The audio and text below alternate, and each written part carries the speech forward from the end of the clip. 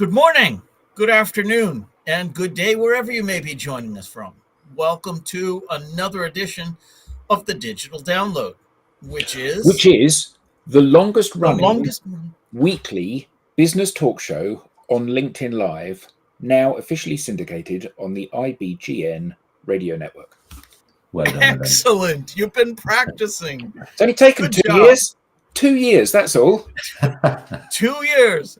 Well, as it happens, we just celebrated the anniversary of our first broadcast. On April 16th, 2021, we ran our first LinkedIn Live event. Wow. Beyond the show, talk about our clubhouse show, Social Selling and Influence. And then on April 30th of 2021, we had our first broadcast using the name The Digital Download. 3 years.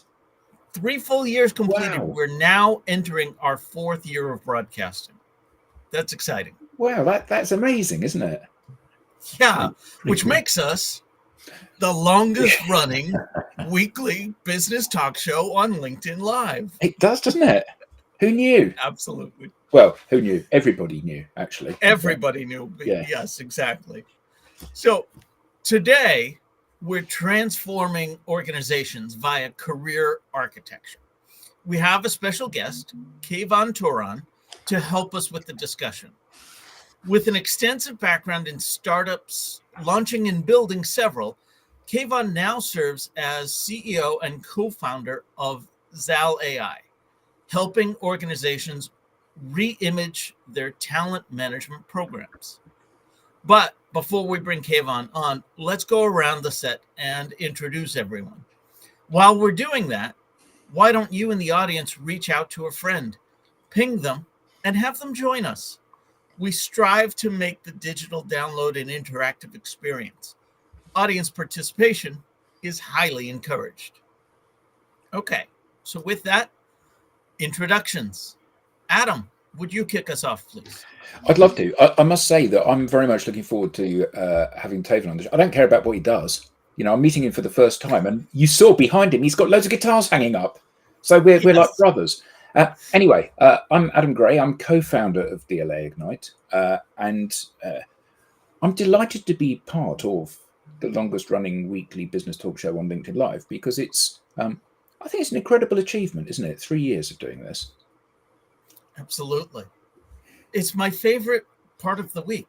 It's that virtual water cooler talk. And that's really what started it. As we were all in lockdown, we were looking for ways to connect with others. And that's what brought us to Clubhouse, which eventually brought us to this platform. And now, even though we're back in person for so many things, there's still a great amount of virtual events taking place. And I like the fact that we're facilitating some of that too. So thank you, Adam. Welcome. Bertrand. Yeah, I am somehow the newbie on that show. It's only my fourth one. That's why I haven't had time to practice as much as Adam did, and therefore I don't even try. But you're on the clock. You have 2 years. Here. I will practice, and sometime soon I will be able to join the first sentence. So my name is Bertrand Godillot. I'm French, based in Toulouse, South France, and I am leading Odysseus & Co., a DLA Ignite partner. Excellent. And I'm very glad to be here on Fridays. Welcome. And myself, I am Rob Durant, founder of Flywheel Results, a proud DLA Ignite partner. And I like to say, I help startups scale. As I said, this week on the Digital Download, we'll speak with Kayvon Touran, CEO and co-founder of Zal AI. Without further ado, let's bring him on. Kayvon, good morning and welcome. Hello, everyone. Thanks so much for having me. It's a pleasure to have you here. So why don't you start off by telling us a little bit about you and how you got here? Yeah, so It's been about 10 plus years of working in early stage technology startups and loving the ability to have autonomy and I guess more say in the direction of a company, given its size and stature, but feeling like there was always something missing when it came to having transparency and structure around growing my career. And it's a tricky thing to strike a balance of, right? Especially when we're talking really early stage companies that are fighting for product market fit and just to stay alive, to then think of their employees. Um, but but it's something that has been really inspiring to me. And I spent the last 5 years working in education technology and seeing, what great education can do to someone in terms of helping them upskill, reskill for their career and the trajectory that that can have for their career path.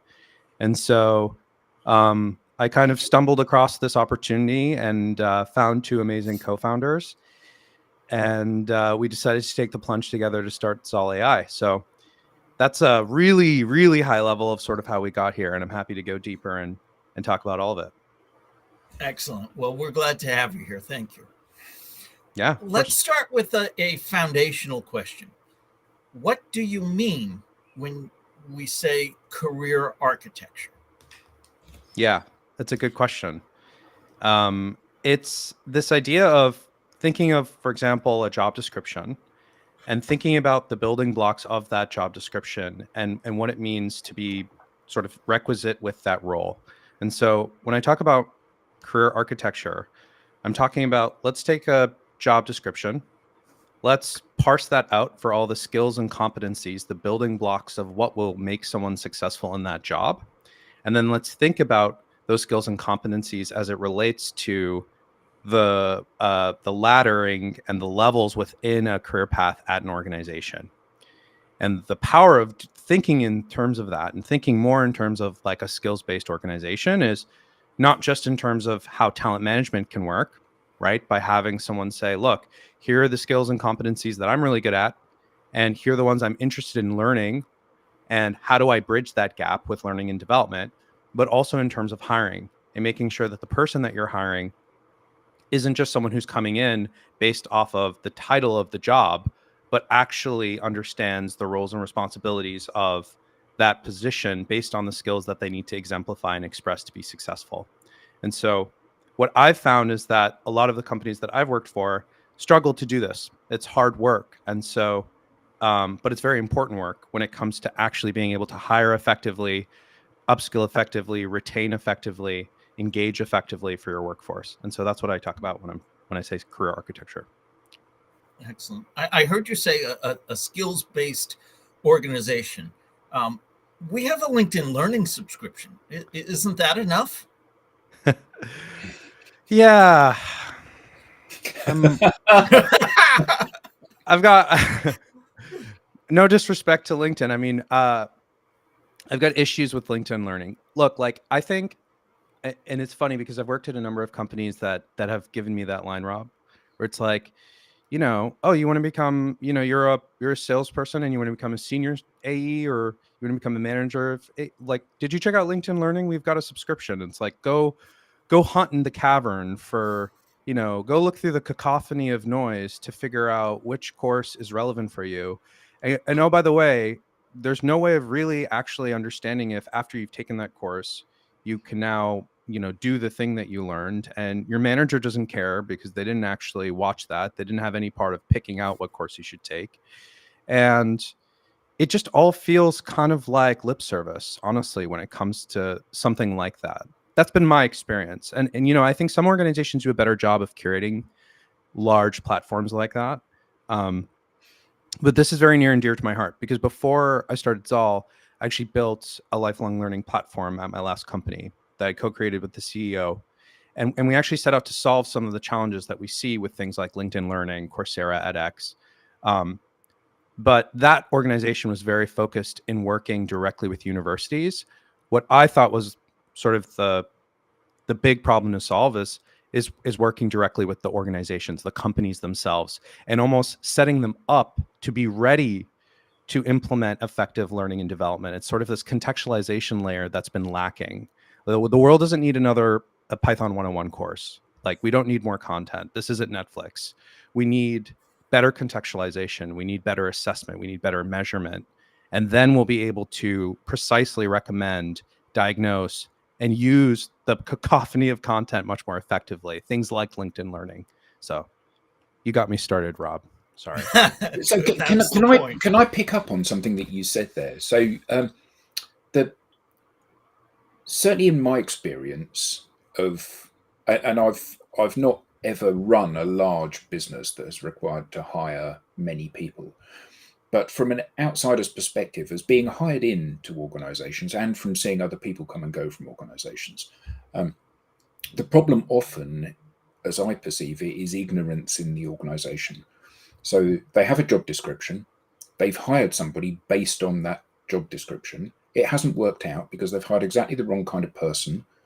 When they fire that person, they then go back to the filing cabinet, they take out the job description that hired the person that was useless, and then they put that out to recruitment consultants, and they hire someone who's exactly the same, that's got all of the same neuroses and problems and stuff.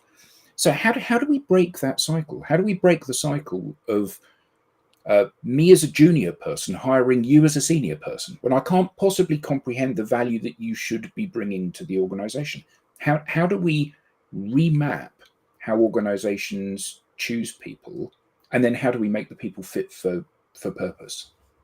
It's spot on. And it's been the same experiences that I've seen over and over again. And so I think it's a combination of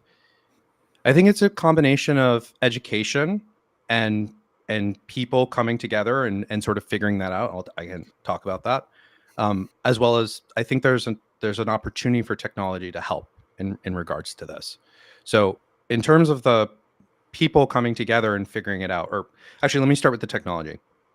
Let's say we can get 70% of the way there by way of all of the job descriptions that are already out there in the world. These are public artifacts, right? So what we're doing is we're ingesting tens and thousands of job descriptions from APIs that are available from job boards.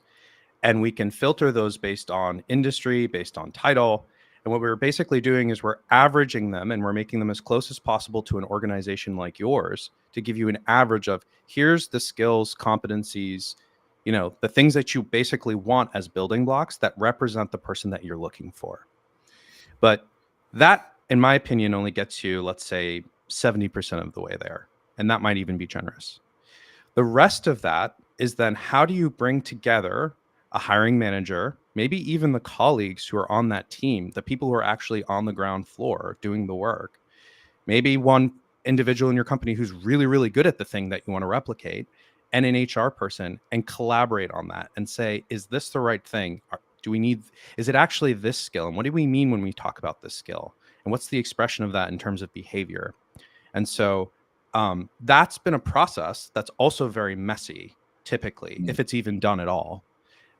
It's like some bad, combination of slides and spreadsheets. And so both of those things are workflows that we've incorporated into how we like to think of career architecture at Zal, and how we try and help companies go through that process, because the process you described is exactly right.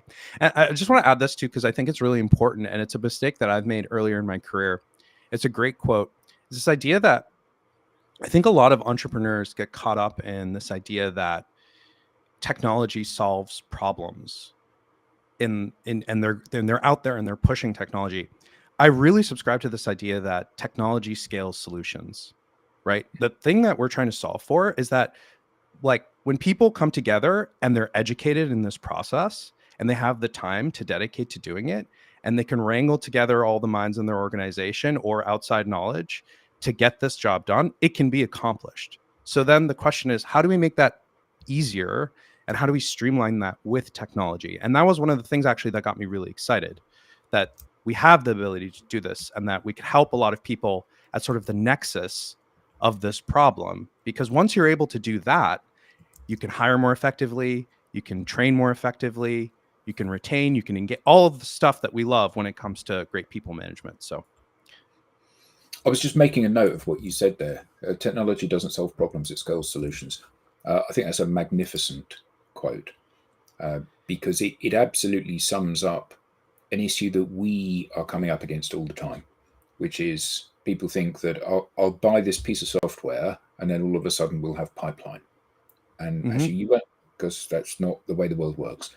And I guess that when we're looking for simplification and efficiencies in things, we need to have the basic understanding of what the process is that we're trying to improve or to replicate or to scale or whatever. We have to have that very clear and a working model of that before we press the button to go large. Because if you supersize something that's broken, you just end up with a big problem rather than a small one, don't you? Yeah, that's so well said. Yeah. So, Kayvon, what are the key components of an effective career architecture framework? Gosh, such a good question. Yeah, I mean, the truth of that answer is that it can be very different depending on the stage of the organization, the industry that they're in. What I will say is that there's a combination here that I think is really important for organizations to think about. And I think the first thing is, and Adam sort of spoke to this, is the education component of realizing that this is a framework that you should be thinking about when it comes to how you're structuring your organization. That's like probably the first and most important step. I'm writing a blog post right now with one of my co-founders that's called "Is Ignorance Bliss?" And what we don't know and how that's applied to skill gaps in particular, but it's very applicable here too when we think of the architecture of an organization and how we want to set things up for growth.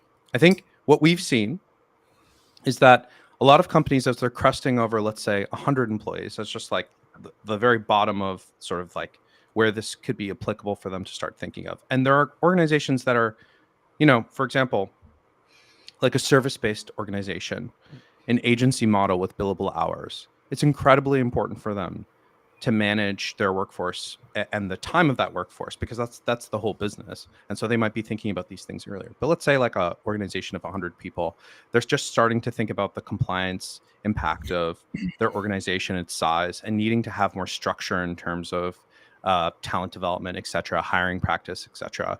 So for them, that would be a great time to now think of, okay, let's really break down the architecture of our career pathing at our organization.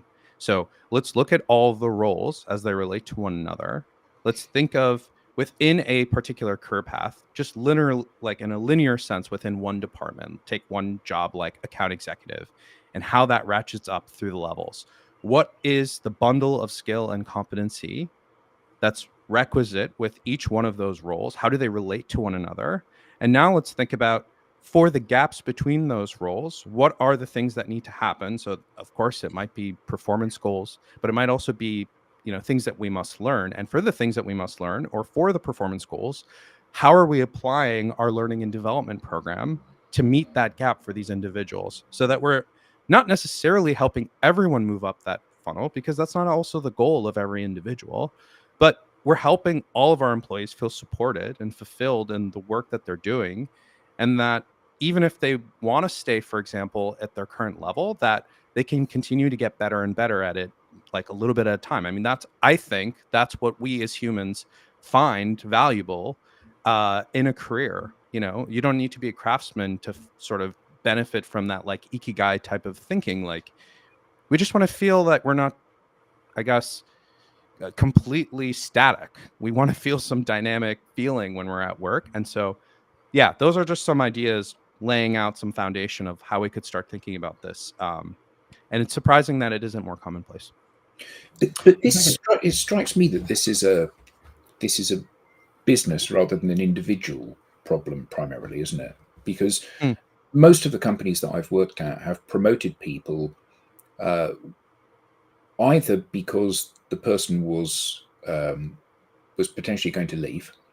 So you're the top performing salesman, Kayvon. So how am I going to reward you because you're at the top of your pay pyramid? Okay, well, I'll make you a sales manager. So I'll take all of the skills that you've developed and demonstrated superiority at, and I'll say, you're not going to use those anymore. You're going to manage people that are using those skills. Like how those two are completely divorced from each other. There's no relevancy there. So it's either that, or it's the fact that, oh, I've got a new opportunity for you. I'm going to move you into this department. You can grow into the role. It's like it's just lunacy, isn't it, to expect people to perform well under those circumstances? You know, that it strikes a thought with me. I had this great conversation with the chief people officer at Zapier. And a program they're really proud of at Zapier culturally is their offboarding program. They invite their employees to tell them if, look, I'm interested in this role. I know that it's not realistic for me to have it at Zapier. And you know what? They support them in helping to find that role. And now all of a sudden, there's transparency in that process. So instead of getting to that last second moment where now let me rush to backfill this person, oh shit, or sorry, I don't know if I can say that. No, you can say shit on here. It's fine. Or and you know, you have that moment, or you think, oh, let's just make them a manager.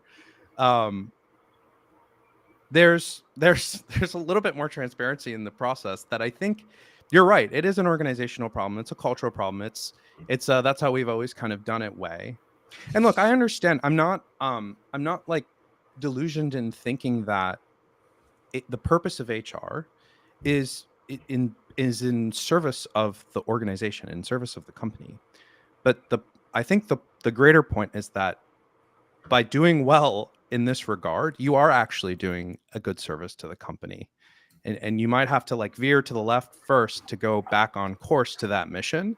But it's a really important veer, because this is, it's the lifeblood of your company is the people. So what would you say are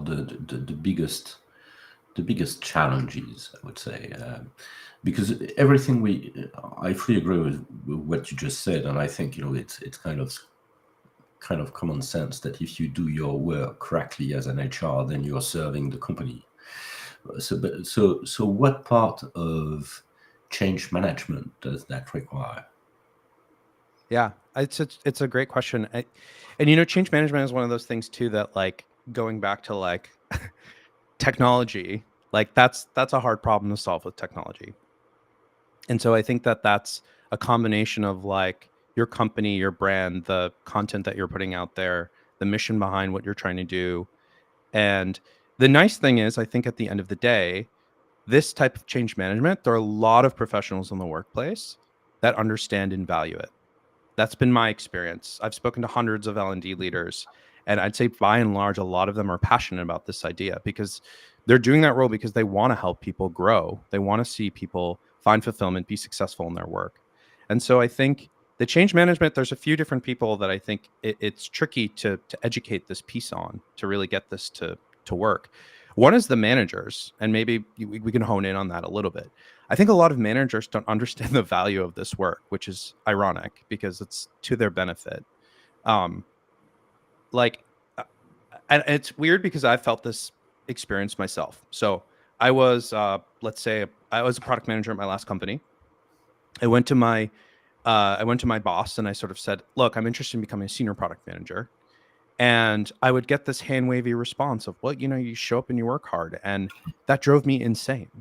Because I was like, look, we're investing in LinkedIn Learning. We're investing in coaching. You give me a $2,000 education stipend, but there's no direction on how to use all of these resources to actually demonstrate that I have done those things and that I'm ready for that next step. But what was, I guess, not funny, it gave me pause when I became a manager, and then I had my team members coming up to me asking me the same question. I found myself doing the same thing, because the company hadn't actually taken the time. And look, I'm blaming the company. I blame myself in this process too now, right? But I would go to HR and say, look, I've got a product manager. He's really talented. He wants to become a senior product manager. That's the next rung. He's young and he's hungry, and like, this is what he's focused on, and I don't know what to tell him. What do I tell him? And they're like, well, we haven't really figured it out, and it's really up to you as the manager. So if you work really hard and come in on yeah, clock in. So there's this alignment that needs to happen with HR, right, and the department managers, and really first laying down this architecture, this infrastructure to enable this type of progression. where on HR side, they don't feel, look, yes, he is talented, but they'll give me some excuse like, well, he's too young. It's like, okay, well, then that sounds like there's some criteria around experience in the role. Is there a 2-year mandatory experience in the role? That's fine, but let's just say it. Like, why why does it have to be off the cuff? Like, it's not It's doing so simple when you say it like Yeah. that. So it's because you were saying about the kind of, well, you just work really hard and you show up and all of that. I'm reminded of that fantastic meme about where the boss turns up in his brand new Lamborghini and one of his employees says to him, "Oh, fantastic new car, brand new Lamborghini." And the boss says, "Well, if you work really hard the whole year, I'll get another one next year." And it's kind of like completely missing the point of the question, isn't it? Right. Exactly. So yes. So I think there's a fundamental sort of change management conversation that needs to happen between department managers, who probably, honestly, a lot of them are pained at this point because they've dealt with this. They've probably gotten to the point in their career where they got to that point dealing with all of this BS, but they're like, this is kind of how the world works to a certain extent, which is sad because I know a lot of managers also who take a lot of pride in helping their team develop. But the fact of the matter is a lot of them feel, overworked, like they're too busy working in the job than like helping support their team in some capacity. Or another thing that I see is a lot of managers who are basically like rogue, coming up with these complicated, almost like obfuscation. Like they're coming up with all the structure and things and like, well, you hit this milestone, you do this progression, then we can make a case for you. But it's like, yeah, but like, why not establish that with HR so that there's actually some validity to it? Because I've also seen that backfire. And the person does all those things, and then it's like, well, actually, I don't have the authority. There's no job for you. Yeah, there's no job for you, right? So it's one of those things that you're totally right, Bertrand. There's a big element of change management, but I don't think it's so difficult. That it feels solvable. So. I heard you reference Zapier and something really out of the ordinary. It prompted a thought. How can an organization leverage training and development, career pathing, and so on as part of its brand?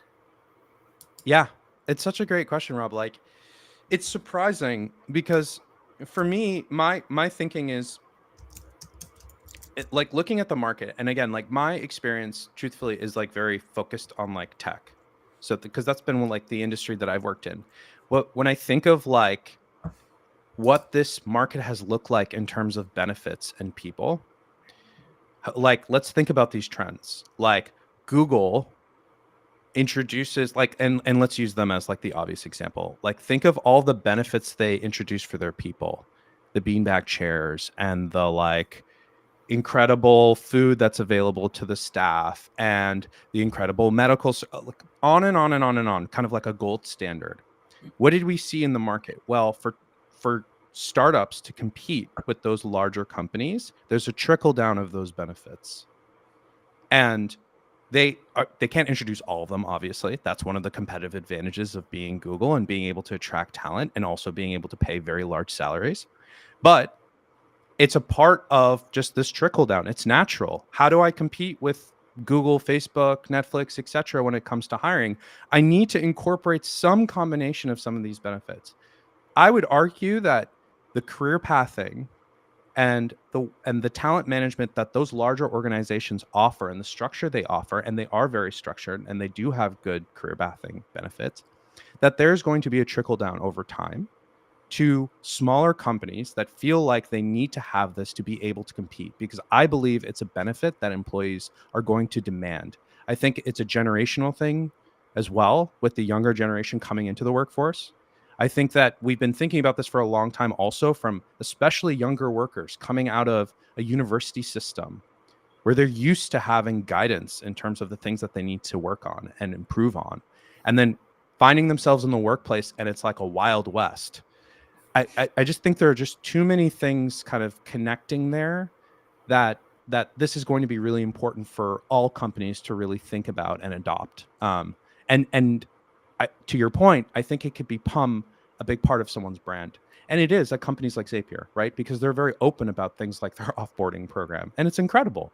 I mean, think of how that would make someone feel when they're considering to work at a company like Zapier instead of a company like Google. And a company like Zapier can attract that type of talent, right? Because they have this kind of consideration for their people. These are my beliefs, but No, I think they're absolutely right. I think what's really interesting is that, I am from that older generation, and for me, you turn up in the morning and you clock in and you do your work and then you clock out. Well, actually, it's my business, so I don't clock out. I'm working all the time. But it's a very big mind shift, and there are so many horror stories that I've seen in my working life, but also I've seen in I don't know if you've seen the Netflix documentary on David Beckham, where he's I playing. haven't actually seen that one yet, but I want It's to. it's well worth a watch. Okay. And anyway, he's playing at one of these clubs, and he has a lunch with the guy from LA Galaxy, and then he turns up at training the next day, and the coach says, "You had a lunch with the guy from LA Galaxy. You're not playing anymore for us. You're going to be on the bench for the rest of the season." And Wow. it's kind of like, I think for people of my generation, the fear is that if my boss gets wind of the fact that I'm thinking of going somewhere else, that's basically, it's a race for who gets to the door first. Either, I'm going to walk out the door or he's going to push me out of the door. But it's like, we're both going to be moving in the same direction. And that's incredibly unhealthy, because people do move on, and you want them to have a good feeling about the company they've worked at when they move on. But also, if you're open about it, I can tell you that the reason that I'm leaving is simply the coffee isn't good enough. Okay, well, we can sort the coffee out if that's the. Do you know what I mean? It's like, and for sure. It won't be just the coffee, but you know what I mean. It's like these issues are then addressable. It will be a much worse place if you leave. What can we do to make you stay? But if that comes at the point that you've already got a job offer and double the salary somewhere else that's closer to home, the ship has sailed, hasn't it? Yeah, and by the way, it's not just. I love that analogy, and it's not just for that one individual. I mean, I've been a part of offboardings at a bunch of companies where I'm already disgruntled, and guess what? Do you think at that moment I'm gonna, give my best, most honest, transparent feedback about what I didn't like about the culture? No. But if there was this level of transparency in the process, would I? Absolutely. Why not? Because to your point, I might feel like they'll actually solve for it. But also, to Rob's point about a brand, now all of a sudden, everywhere I go, I'm going to speak highly of that organization that helped me sort of take the next step in my career. They can take that feedback and choose to incorporate it into their people culture or not. It just makes so much sense. But it's interesting because, from my perspective too, sometimes I have to be mindful of who I'm speaking to and almost gun shy of, should I be pushing on ideas like this? This is a pretty big seismic shift for a lot of people to consider, to think about in terms of how to structure. Because you're right, it's just sort of how things have been done for so long.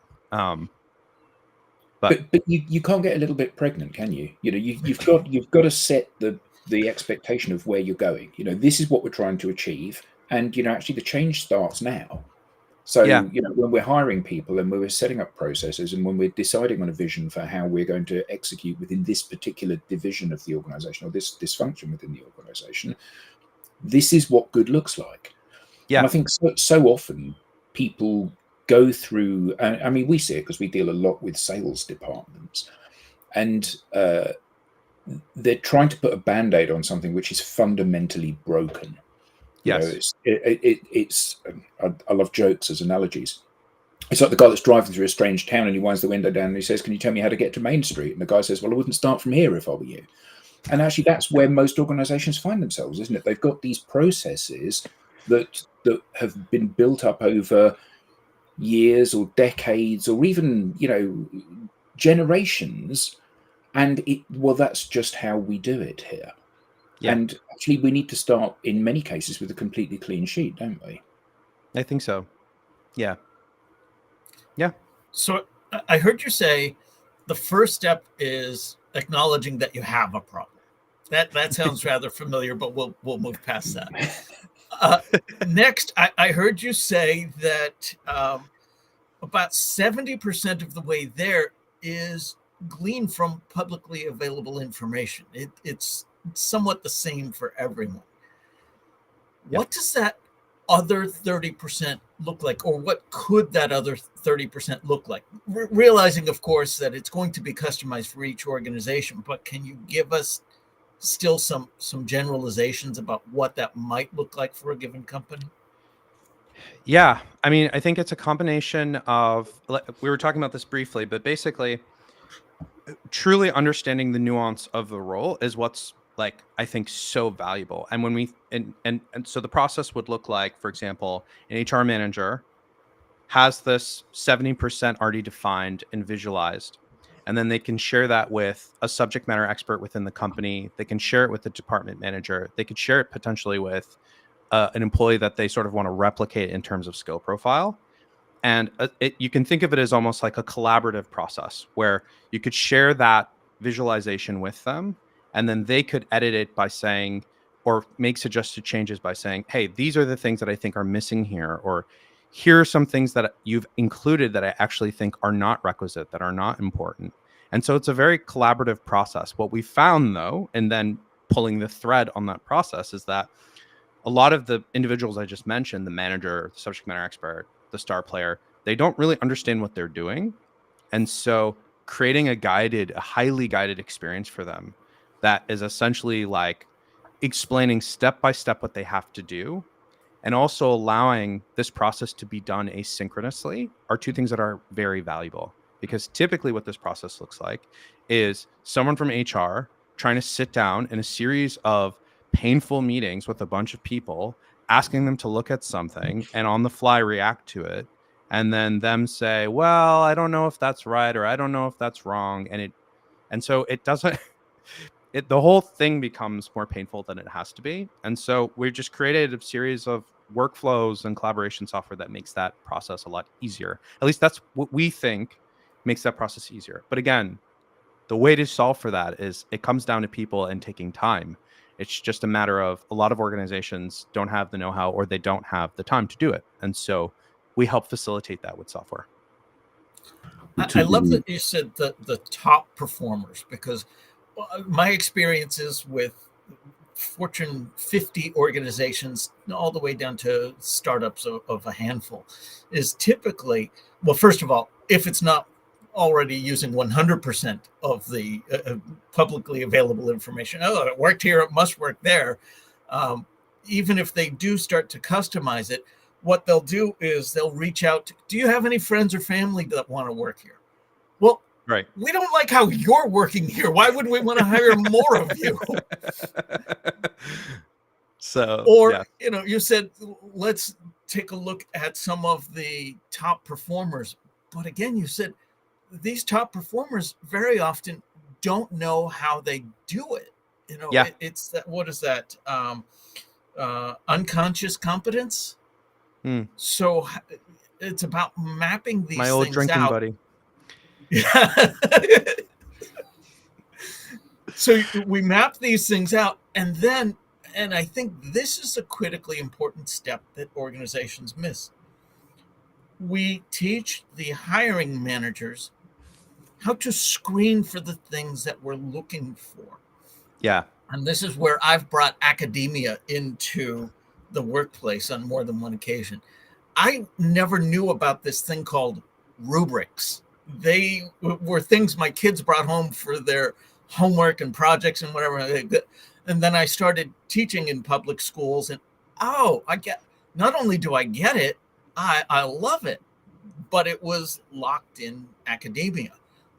I was using this to show my frontline managers, here's an example of what good looks like. Here's what great looks like. Here's something that we want to avoid. And as you're speaking with somebody, simply tick these boxes so that after the fact, you don't have to simply go with your gut. I really liked the way they talked. No, what you really liked was they asked you questions so you could talk.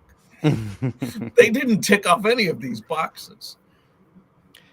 Well, I love that you're talking about rubrics, because another really important piece of this puzzle is how we actually measure and assess people's skill development, or also abstracted, how do we measure and assess the requirements that are sort of, like the architecture piece, or, for example, help someone take that architecture and apply it to for example, like a series of interviewing questions that are relevant. And this is where we've found a really incredible application of generative AI. So one of my co-founders, Dr. Stephen Koslin, 30 plus years at Harvard faculty doing research on the science of learning and sort of what's going on in the brain as we learn things, has developed this really interesting way of using large language models to create simulation training. And it's something that we're really, really excited about in terms of how it fits into this puzzle. Because we can talk about, how do we structure things appropriately, right? Like we were talking about at the beginning of the conversation. We could talk about how do we build career pathing off of it. And the way we think about that is quite simple. I'm an employee now. I can upload my resume. I can parse that for the same skills that were being used by the HR person to determine the relevant competencies and skill structures for the role. And now I can show you, look, here are all the potential career pathways that you might be interested in the company based on the foundational skills that are relevant for you to be in that role. The point isn't to like have someone jump ship into something totally different. The point is that they say, this is what I'm interested in. And now it's transparently there for them and their manager to see. And look, that's also there to spark a conversation. Maybe Jimmy wants to be a manager, but guess what? Like, he's got a lot of stuff to work on. And oh, by the way, he's not been doing so great in his current role. That's a great moment for a manager to be empowered to have a conversation about the things that are lacking. Like, let's create that moment in time for us to have a transparent conversation around this. But I'm speaking to this because you were talking about the rubric piece. So now let's talk about the competencies themselves, right? There's probably some gap there between the role that you're currently in, the one that you want, in terms of your proficiency in the requisite competency and skill. Well, with a rubric that clearly defines what it means to be novice, proficient, mastery of some sort, we can create simulations that feel hyper realistic based on your job title and based on the industry that you're in. And so Kayvon could have a realistic conversation. Let's say he's a software engineer with his product manager in having to discuss how to actually refine requirements for a new feature. That's a really common scenario that lots of software engineers are probably used to experiencing.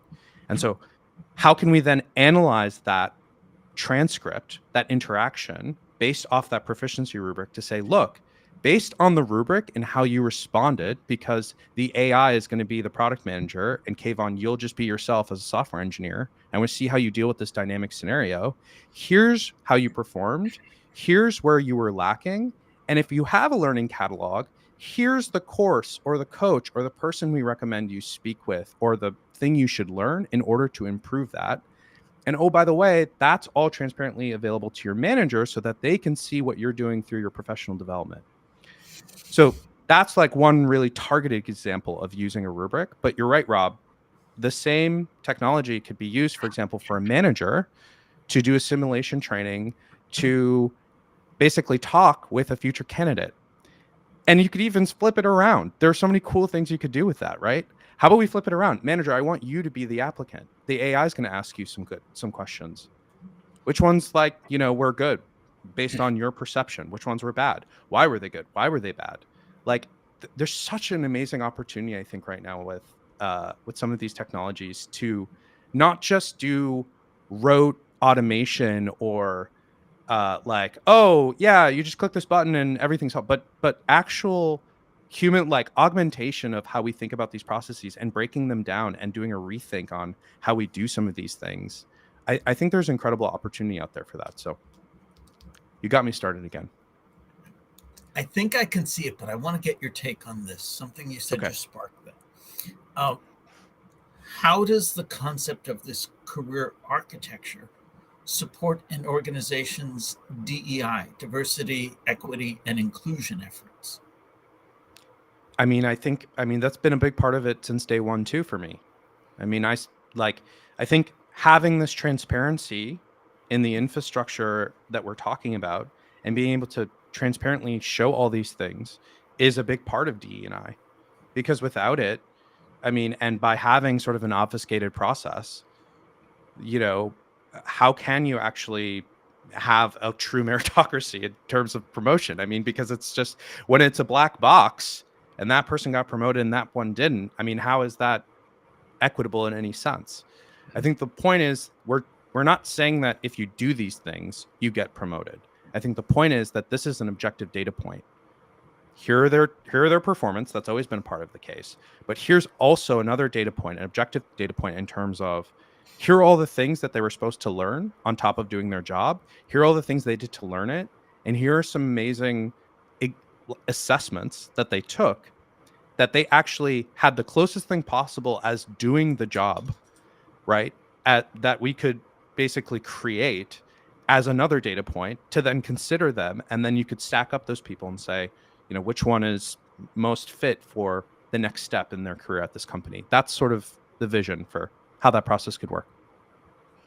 I loved what you said a little while ago about how you can have these suggestions put in front of you. You know, here's the course that you need to learn. Here's the coach that we suggest you speak to.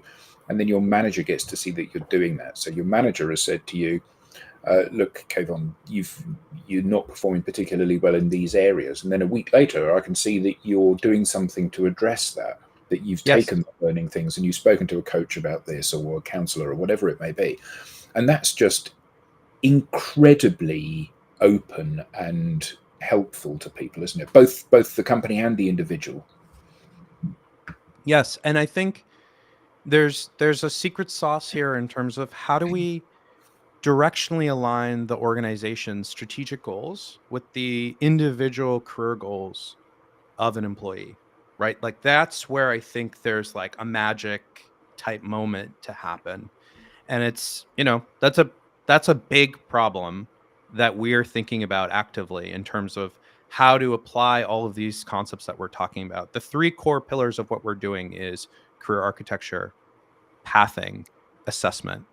And the vision is how can those things align the strategic objective of the organization and the individual career goals. I think that's where there's something really, really exciting. And I think right now we're doing a really good job at the individual level of the manager and the employee. But I think there's more that we can do that gets really exciting. So, yeah, because I guess that the objectives of the organization are profit, shareholder value, shareholder dividends. And actually, and me making you a happy employee does not help me deliver. Me whipping you harder so that you end up selling more stuff drives profit. And actually, if we can break that connection, you know, so that organizations see that happy employees that are smiling more perform better. And if they stay longer in the organization because they're not constantly looking to jump ship before they get fired, then they are productive within the organization for a longer proportion of their total employment time. And I think that tying those things together is crucial for organizations to see that, you know, they've been copying the wrong homework for 2 decades. Yes, I love that. Perfect. What are the things that AI cannot help with in this process? Well, I think it's really there's so many things, just to be totally clear. And this is like another topic that you'll get me going on, but there's so I want to like make this cogent for your audience, but I also like there are so many things streaming in my head. I'll say like a smattering of things. One, I think it's incredibly important in terms of how we think of the UI and like the UX of these products in being incredibly clear when there's a moment of generative AI in use.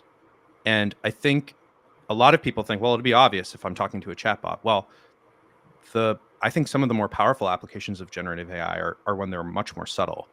So when I'm looking at a definition of a skill on our platform, we actually used a workflow where we took the data from Wikipedia on the definition of that skill and then used generative AI to create a more comprehensive description of it. Now, that's like one very small feature of what our product does or how it represents that information. But I think it's really important that we make it clear to someone that this was created through generative AI for a variety of reasons.